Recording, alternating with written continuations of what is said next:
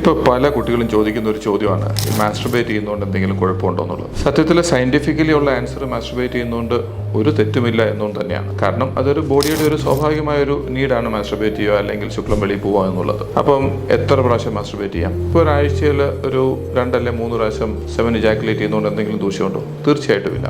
പക്ഷേ ഒരു ദിവസം തന്നെ 2-3 പ്രാവശ്യമൊക്കെ ചെയ്താലോ? തീർച്ചയായിട്ടും അതൊക്കെ ഒരു ചെറിയ വൈകല്യങ്ങളായിട്ട് നമ്മൾ അതിനെ ചിത്രീകരിക്കേണ്ടി വരും. പിന്നെ മാസ്റ്റുർബേറ്റ് ചെയ്യുന്നതുകൊണ്ട് നമുക്ക് പലപ്പോഴും ഉണ്ടാവാൻ സാധ്യമായ ചില പ്രശ്നങ്ങൾ എന്താണെന്ന് വെച്ചാൽ, നമ്മൾ ചിലപ്പോൾ ചില പോൺ വീഡിയോസ് അങ്ങനത്തെ ചില കാര്യങ്ങളിലോട്ടൊക്കെ നമ്മൾ അഡിക്റ്റ് ആയി പോകും. അത് തീർച്ചയായിട്ടും നമ്മുടെ ചിന്തകളെ നെഗറ്റീവായിട്ട് ഭവിക്കാനുള്ള സാധ്യത കൂടും. അതുകൊണ്ട് അങ്ങനത്തെ ഒരു അഡിക്ഷൻ ഒരിക്കലും നല്ലതല്ല. പിന്നെ ഫ്യൂച്ചറിൽ ഈ മാസ്റ്റുർബേറ്റ് ചെയ്യുന്നതുകൊണ്ട് നമ്മൾ കുട്ടികൾ ഉണ്ടാവാനുള്ള തകരാറുകൾ ഉണ്ടാവും, അങ്ങനെയൊക്കെയുള്ള ചോദ്യങ്ങൾ പലപ്പോഴും ഉണ്ടാവാറുണ്ട്.